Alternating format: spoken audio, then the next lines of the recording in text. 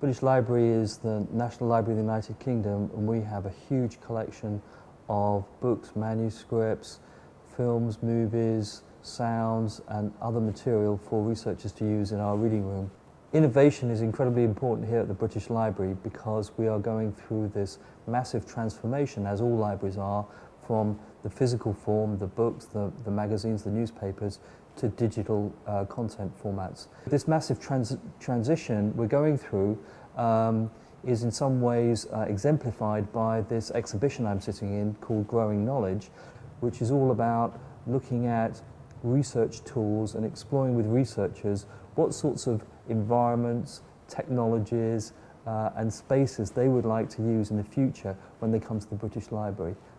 The kind of companies I'm looking for in the I See Tomorrow programme are people who can take an innovative view of older digitized text that we have, use techniques such as text mining, linking, new forms of navigation, particularly on mobile devices and other emerging technologies, to really exploit this content and use it for the best possible use to appeal to the widest possible audience. What we found is that researchers are really interested in linking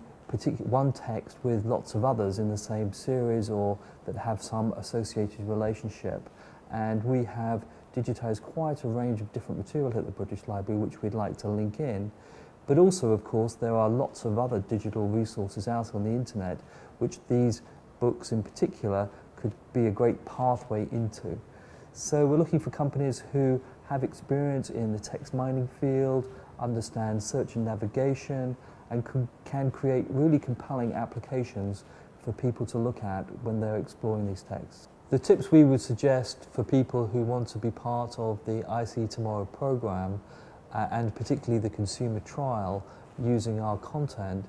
is to understand the type of content and the particular proposition for the consumer that you're trying to create. We're dealing with out of copyright content that is over 100 years old, and we have a very large amount of this content. So we have